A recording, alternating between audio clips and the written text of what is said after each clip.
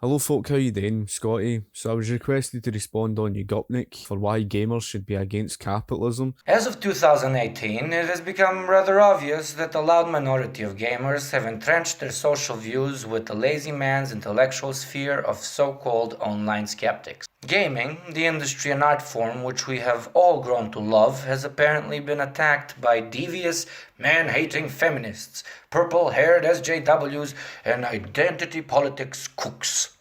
Our attention is almost exclusively directed at those who wish to question our very own perception of games, story arcs, characters, and God forbid, inclusion. So I don't blame folk and why there's a lot of division, and you see it within the entertainment industry, and it doesn't matter whether you talk about films and that games, and the reason why there is this mess is because the political left have tried to shove their views down other people's throats. And he goes on about this today with, oh, it's all inclusive, or God, heaven forbid we try to be inclusive. They can't see that their good intentions result in the opposite and they're faced with consequences. It's just like how the political left try to create this so-called egalitarianism, this economic equality, that through their policies they end up creating the exact opposite of what they intend to be.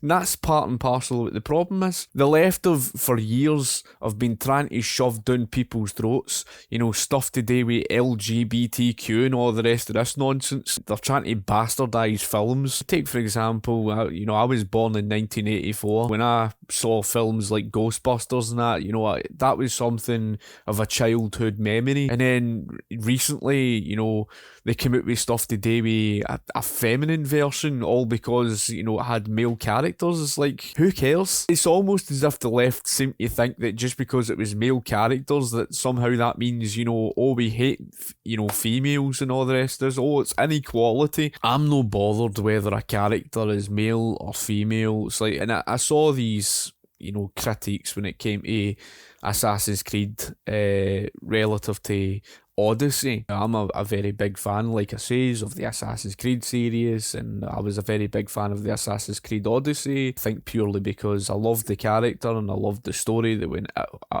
along with it, and the canonical character just happened to be a female. I can understand that they're shoving all this LGBTQ nonsense in your face, but I can understand the other side of it, where you've got these people who are overly concerned whether it's male or female, and this masculinity and all this pish, and it's like, who cares? And I just took that when it came to the canonical character Cassandra. I didn't sit and think to myself, oh, this is too masculine for the sake of a female, and unfortunately all of this has created this division. It's like, who cares? We rage on about some sort of boogeyman out there, bent on making our characters into tools of ideological warfare, our storylines politically correct, and our experiences bleached out and unrelatable. These positions, even though sometimes defendable, almost fucking never, are inherently reactionary. If you were to compare, or a decade ago, compared to what things are like today, with all these films and everything, where the political left are trying to destroy the entertainment industry, where everything has got to be, this political correct nonsense. It's not even been slightly noticeable. It has been abundantly clear. Just like the film industry, they've been complaining about certain things that are just so meaningless. It's like, it's so ridiculous that they're trying to change James Bond to a character that's something else. I don't know if it's a female. It's just, it's just... It might be difficult for a moment, on the topic of gaming or pretty much anything else, to realize that what you've been obsessing over isn't even remotely as concerning, worrying, or dangerous as you thought. Let me repeat that. What you've been obsessing over isn't even remotely as concerning, worrying, or dangerous as you thought. That's actually something I can agree with. It's a bit like those type of people that say that if you play Grand Theft Auto, it somehow means that you want to go out and shoot people and that. It's all these characters and that, they don't, it doesn't even mean anything in that sense. I can understand some people's argument. And especially when it comes to, and I think the more recent examples is today with the film industry and trying to normalise certain things that really shouldn't be, especially about what kids are watching these days. And in terms of games and that, I suppose it really depends. I mean, I haven't played all sorts of games, so I couldn't really tell you, to be honest with you. I suppose it really depends on what that is.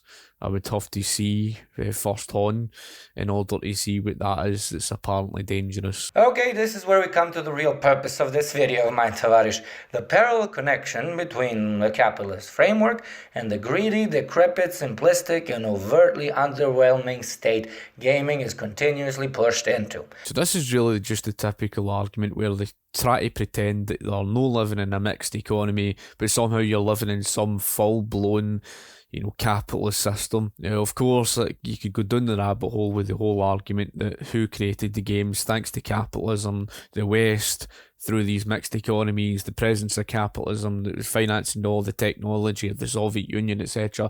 You get where that whole argument's gone. How the hell he draws to that logical conclusion, I've got absolutely no idea, but this is just sort of ignorance that you're up against. To put things into perspective, I will list out only some of the cancerous practices which take a golden piss shower all over our favorite pastime. Let's start out gently. Like the ridiculous quotas given to developers, leading them to work 80+ hour work weeks, the deadlines which give us half-finished games, the insatiable thirst for money even after point of sale that spams us with purchasable in-game currency. And this typically is the problem with today's system, and I'm not saying that will only happen within that of a free market, but the difference is the capitalist system is that businesses should be punished, and that's what the capitalism is about. It's about rewarding success and punishing failure. These particular businesses may get away with doing that sort of transaction type of thing if they're making sales. And if they're making sales, then that tells you the people are still buying the games. And if people are still willing to part with their money, that's down to them. That's down to the consumers themselves. That's not down to these companies. And again, that goes down the argument, and I've repeated so many times before, where these type of folk don't understand profits. It's not just a case that businesses fill their own pockets.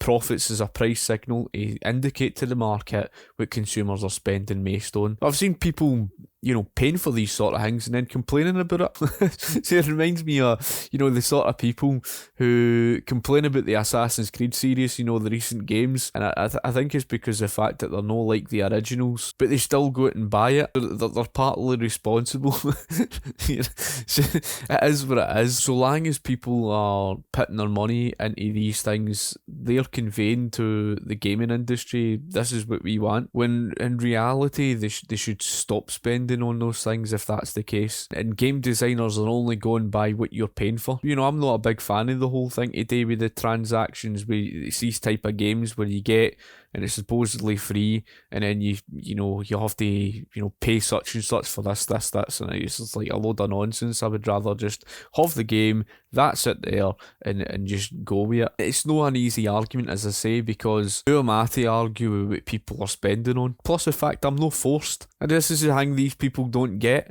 right?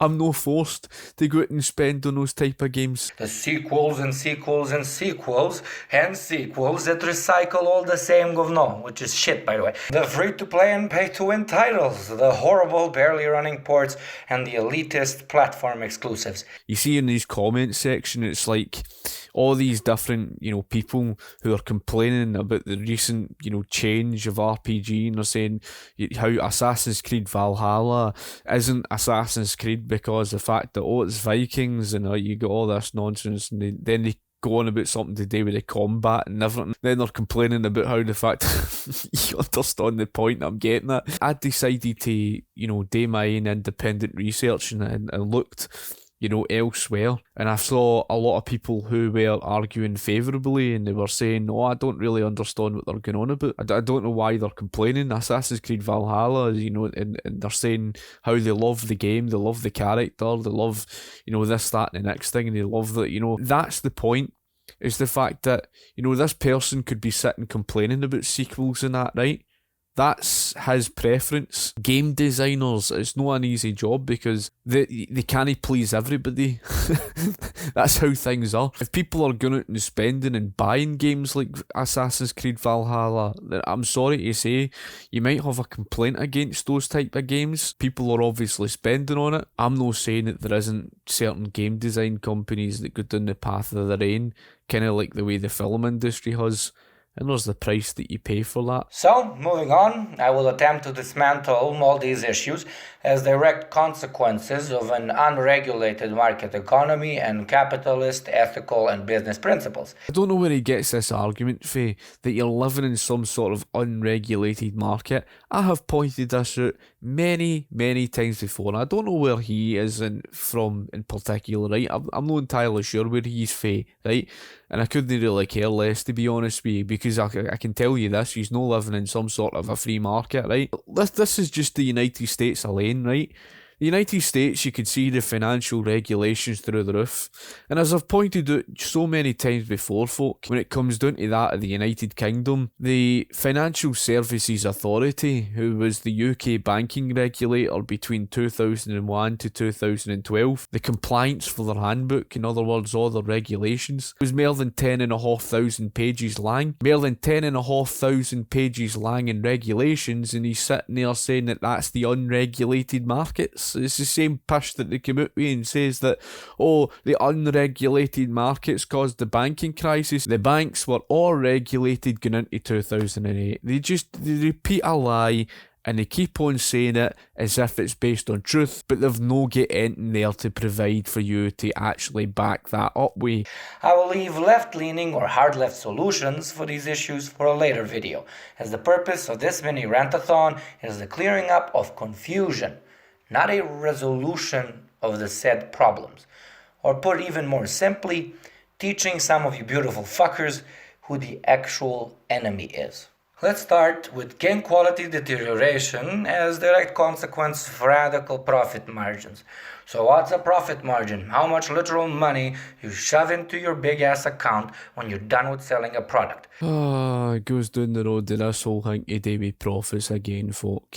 These people are not educated, right? He's telling you that he's going to educate you, but he doesn't even understand prices. Profits is the information of what consumers are spending based on. So in order for businesses to produce, they need to produce based on what consumers are spending on. So folk, this goes down the road again of everything to do with profits, and I've repeated this so many times over. Like, you can watch my videos on the profits and losses and everything to do with the economic calculation problem, which is fundamentally the basis and main argument, the main critique against socialism, because it's not going to avoid the economic calculation problem, right? And how do we make these profit margins radical? Well, through greed and by sacrificing demands of fans and product quality to generate extra millions. The only way a business is going to make a profit for selling something is if the consumer is willing to part with their money to buy it. How the hell do you think they sold Assassin's Creed Valhalla? They sold the game because of the fact people were buying it. If nobody was buying it, how the hell can they make profits? Therefore, they would have to cut their losses and stop producing whatever it is that's no selling. So in order for them to make that profit to begin with, how the hell was that greed? And it's the same story with every other company. It doesn't matter whether it's games or whatever. It's just like Amazon, where they say, oh, you know, Jeff Bezos is so greedy. Socialists are so myopic. They look at everything in this myopic worldview where everything is so black and white. In other words, socialists, for whatever reason being, only look where the money goes. They don't even bother to even look where the produce goes. In order for you to obtain a game, you had to hand your money over for you to get the game in the first place. It's not a one-way transaction. It's not a case of, oh well, I just give you my money and that's it. It's just a one-way transaction. How's that greed? You're handing your money over and you're getting something in return. I'm done with these people, man.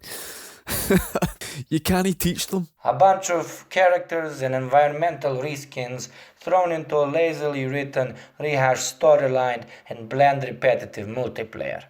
Where am I going with this? Well, it's simple. In capitalism, profitability is the highest ascribed value for any product or service. I says I wasn't going to go on. Folk, the profitability is what it is. They're only going to make that if they make the sales. I've explained that. I don't need to go into it, but that answers that whole thing. It just seems to think it's a one-way thing, as if they make money and that's it. But in order for them to make that money, they had to sell the goods. So people had to be willing to part with their money. And especially when you're talking about games these days that cost about 60 to 80 odd quid. If a game is released and pushed a decently high profit margin, then everyone profiting the most from it, the stock owners and the CEOs, will push for its rapid resale. Games aren't simple resellable goods though. In order to sell another game of a certain title to the same person, you have to make a whole new game. Look, folk, see if it wasn't for profits, you wouldn't know what the hell you're producing. If you were to just eradicate all information of price signals and you've no got profits and losses, how the hell then do you know what consumers are spending based on and what they're no spending on? So what you're going to end up doing is you're going to end up overproducing goods that the consumers are no buying. It's not like buying potato chips. You can get the same pack of chips every day if you want to. There's no need to make 365 types of chips for every single day. But with games, you need to develop a whole product with standalone characteristics big enough to motivate a purchase. This is where we get to the main issue. If you want to sell as many copies to as many people, you have to concentrate on volume, meaning quantity over quality. So he's saying that to do with quantity or the quality. Largely it's going to be the quality of something that's going to sell, right? And that isn't always the case. And as I say about production, in terms of gaming, obviously they're going to look at previous sales and previous games, what was successful and what wasn't, right? They obviously do these type of things. I'm not even a game designer, and I can tell you, guaranteed that within these companies you've got sales departments that do these type of stuff, the marketing departments. They're not just going to hope for the best and produce for the sake of, quantity. Because even if you're saying they were to produce for the sake of just quantity, well, that correlates to the quality. They have to look at the quality in order to try and sell more. So that's why he's back to front of what he's trying to argue. He's trying to say that you can just sell as much as possible without even concentrating on quality. It's not always going to be the case, but 9 times out of 10, they're going to have to try and concentrate on the quality or something in order to try and make more sales. And that's how it is. Maybe there's certain disappointments or whatever. I don't want to go on too much where game designers will look at previous sales, will look at what was previously successful and all the rest of that. And again, the trade-offs might benefit one group or the other and what have you. But it's not just a case that they just, try to produce for the sake of quantity and don't bother to look at quality. Of course they try to look at quality, but it's a very difficult thing. It's not as easy as what you think it is, especially when you're up against a society where, like I say, you might benefit one group or the other, and it's always going to be that way. And don't think for 1 second that those people who work hard in these companies, just like Ubisoft and that they're no trying. They will be trying to produce for the sake of quality. They will be, but as I say, there's always going to be a certain group of people who are not going to be happy, and it's the same way all the other games. In order to release a title every single year, you must cut corners. Give your developers far less time to make the game. Cut corners on your gameplay and graphics engine. Use mission layouts, designs, and characters from previous games.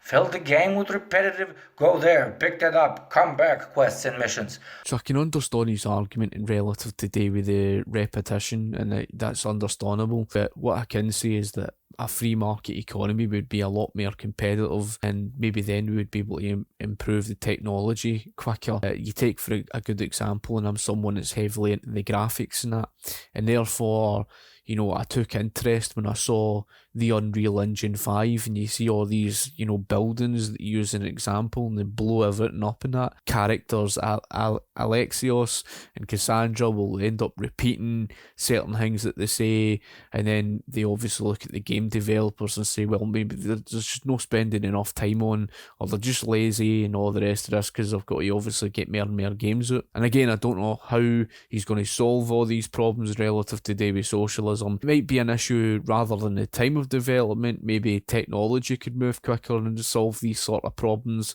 so that it's more randomised. Maybe it's an issue where it's a memory thing. Maybe they just don't have the memory to, cater for the capacity of a map the size of Assassin's Creed Odyssey, and therefore they can't cater for adding in more and more, otherwise it would be very difficult. Perhaps in a free market, technology would move quicker, they would be able to improve memory and therefore be able to have stuff like the Unreal Engine 5 and therefore be able to improve games in that sense. And that's the thing. That's all been brought forward because of capitalism to that extent, even in this mixed economy. And I would imagine within a capitalist system, you would see a greater improvement within the gaming industry for that very reason. He's just looking at things from one perspective. Folk, the rest of his video is just basically a repetition with the in-game currency and all the rest of that today, with opposing capitalism, equality, in quantity, and he doesn't understand prices and stuff like that. Where he would end up taking you is he would destroy the private sector that finances your economy. Again, correlating to the previous video today with inflation, he would drive your inflation soaring out of control. And even if he was to argue irrationally for a moneyless based economy, that tells you that these type of people don't even understand why money came to existence. They don't, right? If anybody ever argues that, they're basically telling you they don't understand the history of money. Anyway, thank you for watching the video. Hope you've enjoyed it, and of course, thank you for watching. I shall talk to you later. Any questions, just fire them. Cheers.